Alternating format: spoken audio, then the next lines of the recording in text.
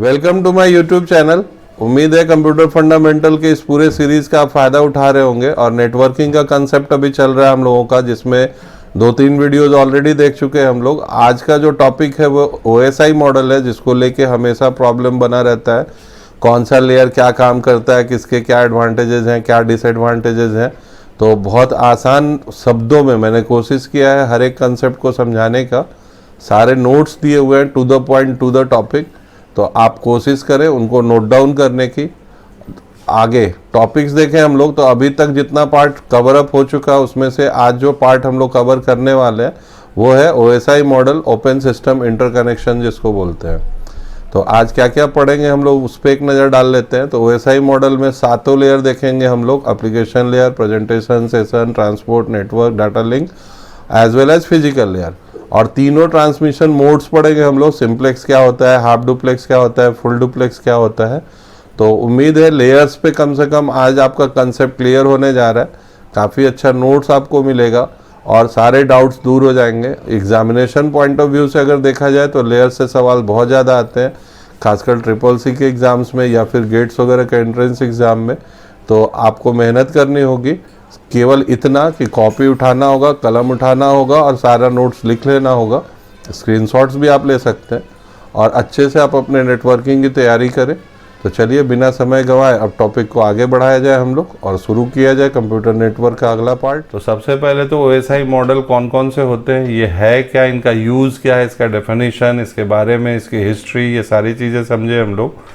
OSI model actually 7 layers में बटा हुआ है और इसको याद करने के लिए आपको APS TNDP इसका शॉर्टकट है, आपको याद कर लेना होगा। Application, presentation, session, transport, network, data link और फिजिकल।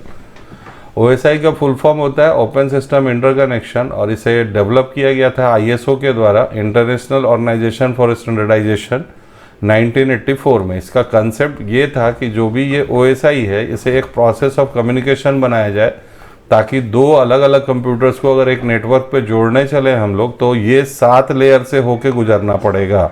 तो आप ये कह सकते हैं it is a rule which is developed by the ISO for various networks. और ये जो नेटवर्क रूल है, ये अगर आप दुनिया के किसी भी कोने में आप कहीं भी कंप्यूटर पे बैठ के अगर नेटवर्क इस्टेब्लिश करने चलेंगे तो आपको इस 7 लेयर वाले रूल को समझना ही है और इस्तेमाल करना ही होगा। ये एक आर्किटेक्चर है जिसमें हर एक लेयर की कुछ रिस्पॉन्सिबिलिटीज़ हैं और हर लेयर अपना कुछ ना कुछ काम करता है, सब अपना अपना सर्व करता है। तो चलिए अब शुरुआत करें हम लोग अपने लेयर्स की। तो 7 लेयर में से जो 7वां लेयर है वो है एप्लीकेशन लेयर। और ये लेयर प्रोवाइड करता है कि इंटरफेस डायरेक्टली इंटरेक्ट करेगा सॉफ्टवेयर एप्लीकेशंस के साथ और वेब एप्लीकेशन सर्विसेज के साथ। यानी अगर हमको अपने नेटवर्क पे कोई ईमेलिंग से कंसर्निंग वर्क करना है, या फिर अगर वर्ड प्रोसेसिंग पैकेज के ऊपर काम करना है, या बैच फाइल्स वगैरह का काम करना है, तो इस तरह के जितने भी काम है वो एप्लीकेशन लेयर की वजह से ही पॉसिबल हो पाते हैं। अब थोड़े टॉपिक्स हैं इसमें, एक एक करके इन टर्म्स को समझा जाए। तो it allows the users to avail all the services of the network. It allows to users several services such as user login, transmission of data, emailing, network devices configuration, messages formatting. ये सारी चीज़ें इसी layer के कारण हो पाती है। Error handling और रिकवरी ऑफ इंफॉर्मेशन, ये भी इसी के द्वारा किया जाता है। जो भी रिमोट टर्मिनल से हम लोग जुड़ते हैं और उससे उसके फाइल्स को हम अपने सिस्टम पे लेते हैं, वो भी एप्लीकेशन लेयर के वजह से ही होता है। 2 मल्टीपल नेटवर्क डिवाइसेस के बीच में जो भी डाटा कम्युनिकेशन होता है उसके ऑथेंटिकेशन का काम इसी के द्वारा किया जाता है। जितने भी मेल सर्विसेज हैं, जैसे ईमेल फॉरवर्ड करना या मेल को स्टोर करना, ये भी इसी के वजह से होता है। और it supervises the sufficient availability of resources which are need in the network. ये हमेशा देखते रहेगा कि एक नेटवर्क में जितने रिसोर्सेज की ज़रूरत है वो पूरी हो रही है या नहीं। इसकी रिस्पॉन्सिबिलिटी भी एप्लीकेशन लेयर की होती है। अब चलिए अगले लेयर की तरफ बढ़े हम लोग। तो नेक्स्ट है प्रेजेंटेशन लेयर। इसे हम लोग ट्रांसलेशन लेयर भी कहते हैं। और इसका जो सबसे मेन काम है वो ये है कि ये जो भी पैकेट इस तक पहुंचता है, जो भी डेटा इस तक पहुंचता है, उस डेटा को ये ट्रांसलेट करता है, एनक्रिप्ट करता है और कॉम्प्रेस करता है, ताकि बाकी के लेयर्स को, एप्लीकेशन लेयर को ये पहुंचा सके। और इसको अगर थोड़ा टेक्निकली समझे हम लोग तो ये ट्रांसलेट करेगा डेटा को आस्की फॉर्मेट से, यानी American standard code for interchange code से EBC DIC फॉर्मेट में, extended binary coded decimal format में। दूसरा जो है ये सपोर्ट करता है ईमेल सर्विस और फाइल ट्रांसफरिंग को। इसके अलावा डेटा इंक्रिप्शन और डिक्रिप्शन इसी के हाथ में होता है। इंक्रिप्शन डिक्रिप्शन आपके लिए टर्म थोड़ा डिफरेंट होगा, इसको समझ लीजिए। जो भी डेटा आप कोडेड फॉर्म में भेजते हैं वो इनक्रिप्टेड फॉर्म कहलाता है, और डेस्टिनेशन पे जाके वो दोबारा से अपने ओरिजिनल फॉर्म में आ जाता है, उसे डिक्रिप्टेड फॉर्म बोलते हैं। इसमें डेटा कंप्रेशन मैकेनिज्म का इस्तेमाल होता है ताकि मल्टीमीडिया फाइल्स जो है वो अच्छे फाइल ट्रांसफ़र रेट पे भेजा जा सके। इसके अलावा ये प्रोवाइड करता है और ज़्यादा नेटवर्क प्रोटेक्शन और कॉन्फिडेंशियलिटी को, ताकि ट्रांसमिशन ऑफ डेटा जो भी हम एक जगह से दूसरे जगह कर रहे हैं वो एंटायर नेटवर्क पे इजीली हो सके।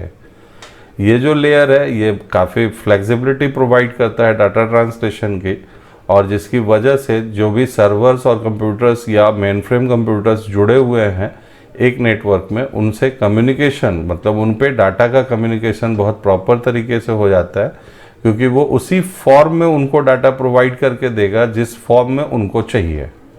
तो अगले लेयर की तरफ आइए, ये है session layer.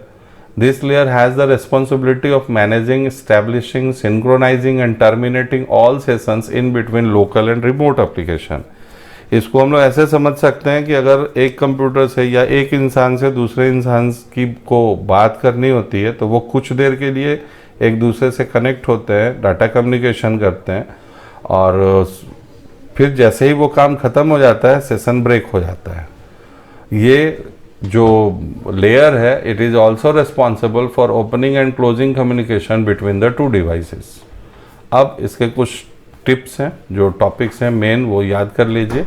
It allows dialog control between the connected devices, मतलब इन दोनों के बीच, आप इसको ऐसे समझिए, आपको किसी के साथ कम्युनिकेशन करना है तो आप सीधे उससे पूछेंगे आर यू रेडी, वो बोलेगा येस, तो उसको बोलते हैं एक्नॉलेजमेंट। जब इन दोनों बातों का आदान प्रदान हो जाएगा दो अलग अलग कनेक्टेड डिवाइसेस के बीच में, तो अब ये दोबारा से इन दोनों के बीच कम्युनिकेशन स्टार्ट हो जाएगा, और वो एक ऑथेंटिकेटेड कम्युनिकेशन होगा। और अगर कहीं कोई प्रॉब्लम आती है तो इंटरप्शन के बाद रिकनेक्ट हो जाता है, ताकि जो आदान प्रदान चल रहा था डाटा का, जो कम्युनिकेशन हो रहा था, वो प्रॉपर तरीके से होता रहे। This layer determines how long a system will wait for another application to respond. इसी लेयर को ये डिटरमाइन करना होता है कि अगर कम्युनिकेशन हो रहा है, किसी वजह से इंटरप्शन आया, तो कितनी देर तक इंतज़ार करना है अगले सिग्नल के लिए, अगले डायलॉग के लिए, अगले डाटा के लिए। ये टोकन मैनेजमेंट पे काम करता है, क्योंकि it helps to protect two lines from getting similar operation at once. मतलब एक बार में अगर दो वर्क हो रहे हैं और दोनों को एक साथ एग्जीक्यूट कराना है, तो निश्चित तौर पे वो टोकन मैनेजमेंट यूज़ करेगा। मतलब वहाँ पे कोई एक ब्रेक डालेगा कि अब आप पहले चले जाइए, उसके बाद अगला चला जाएगा।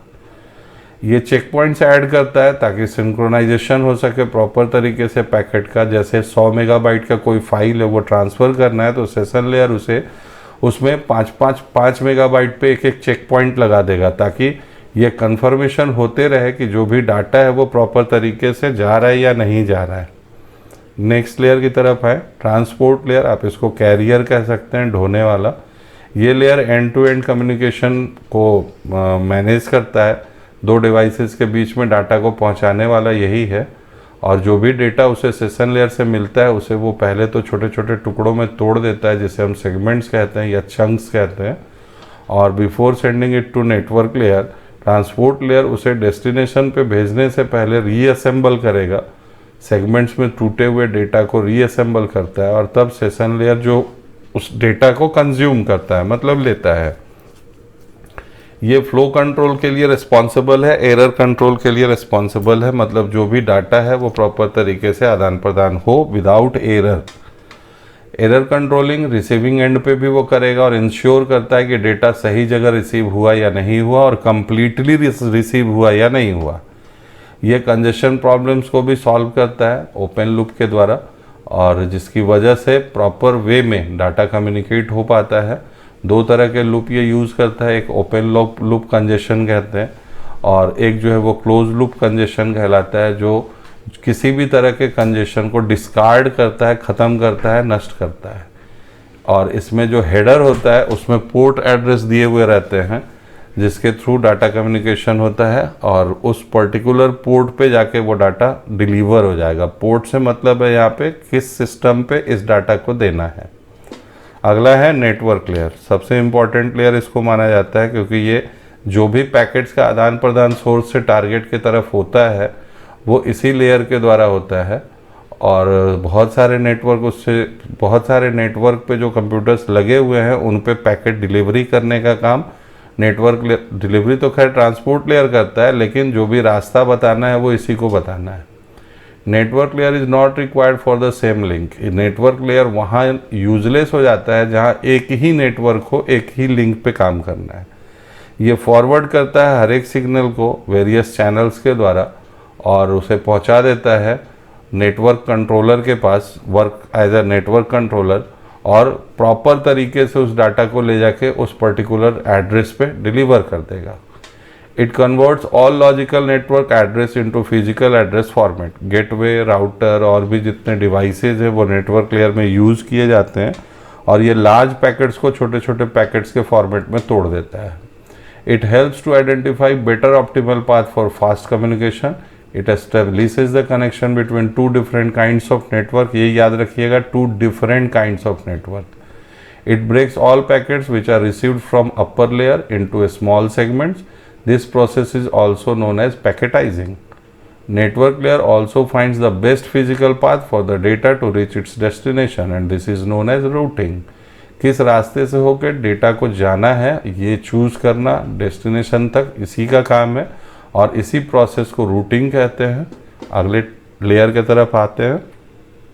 Data link layer. सबसे मेन काम जो है इसका वो है डाटा ट्रांसफ़र प्रोवाइड करना। और नेटवर्क और इसमें फ़र्क ये है, वहाँ पे आपको पढ़ने के लिए मिला था कि डिफरेंट नेटवर्क, और यहाँ पे आपको पढ़ने के लिए मिलेगा सेम नेटवर्क। मतलब सेम नेटवर्क में वो यूजलेस हो जाता है, data link layer same network में ही काम करता है। डाटा ट्रांसफ़र जब भी होगा दो डिवाइसेस के बीच में सेम नेटवर्क पे तो डाटा लिंक लेयर इन्वॉल्व होगा। ये पैकेट्स को लेता है और लेने के बाद उन्हें छोटे छोटे फ्रेम्स में तोड़ता है। फ्रेम्स में तोड़ने के लिए ये रिस्पॉन्सिबल है और ये एज वेल एज एरर को डिटेक्ट करता है और उसको सुधारने की कोशिश करता है अगर उस पैकेट में, उस फ्रेम में कोई त्रुटि रही तो। इसके बाद सब लेयर्स की बात करें हम लोग तो ये दो सब लेयर में बटा होता है। Logical control LLC is responsible for multiplexing, flow control and acknowledgement. Multiplexing का मतलब होता है one input various output. Flow controlling का काम करेगा और जिस हिसाब से भी हो, जब डाटा एक जगह से दूसरे जगह जाएगा मतलब रिक्वेस्ट करेगा तो बदले में वो उधर से एक्नॉलेजमेंट भेजेगा, yes I am ready, you can communicate. अब मीडिया एक्सेस कंट्रोल की बात करें हम लोग तो ये ट्रैकिंग, डेटा फ्रेम्स की ट्रैकिंग करता है और डाटा लिंक लेयर जो है वो एनेबल कर देता है फ्लो कंट्रोल को दोनों मशीन्स के बीच में, और वहाँ पे प्रॉपर तरीके से स्वैपिंग हो पाती है, वो भी एक ही स्पीड पे। Data link layer offers CSMA/CD mechanism to protect the machine with collision. CSMA/CD का मतलब हो गया carrier sense multiple access oblique collision detection, और इसके द्वारा ये कॉलिजन को प्रोटेक्ट करता है। यानी सीधी सी बात है, अगर दो सिस्टम एक ही टाइम में एक ही पैकेट के लिए डिमांड करेंगे तो डाटा लिंक लेयर वहाँ पे एक मैनेजमेंट करेगा ताकि किसी भी तरह का टक्कर ना हो। It enables the ability of assessing the shared media among multiple system.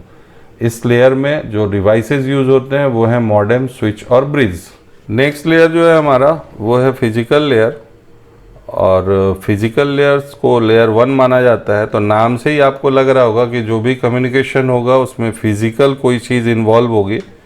तो सीधा सीधा फिजिकल डिवाइसेस पे आ जाए हम लोग तो केबल्स एंड स्विचेस इसमें यूज़ होते हैं डाटा ट्रांसफ़र के लिए।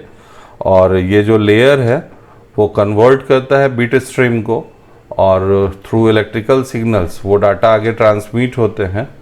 और यहाँ पे लिखा हुआ भी है बहुत स्पष्ट अक्षरों में, आप इसको समझ सकते हैं। Determines how physical connections to the network are set up and how bits are represented into predictable signals as they are transmitted either electrically, optically और वाया रेडियो वेव्स। इसको ऐसे समझिए एक नेटवर्क से हम लोगों को अब कोई भी डाटा दूसरे जगह ट्रांसमिट करना है तो जिन डिवाइसेस पे हमें ये ट्रांसमिट करना है वो हो सकता है कि इलेक्ट्रिकली कनेक्टेड हो सकता है कि ऑप्टिकल फाइबर्स के थ्रू जुड़े हुए हों या वायरलेस तरीके से जुड़े हुए हों, मतलब रेडियो वेव्स के थ्रू जुड़े हुए हों।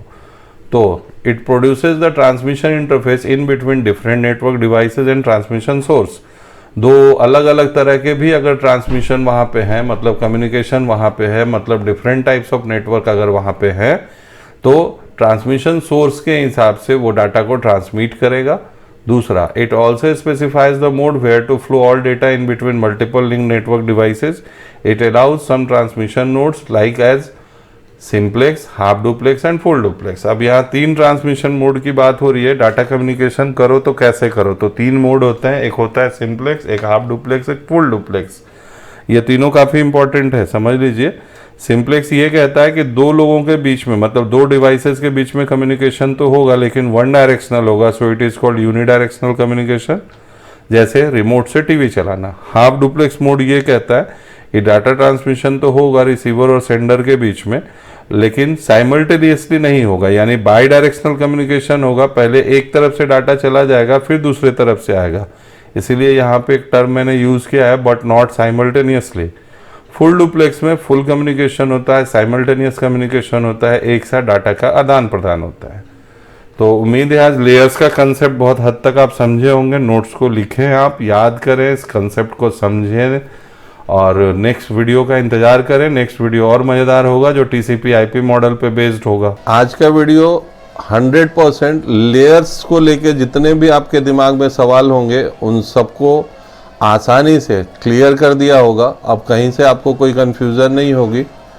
आगे भी अभी नेटवर्किंग का पार्ट आएगा जो TCP/IP बेस्ड होगा या फिर प्रोटोकॉल्स होंगे, और फिर MCQ देखेंगे हम लोग, जैसा कि हर एक टॉपिक ख़त्म होने के बाद MCQ सॉल्व करते आए हैं हम लोग।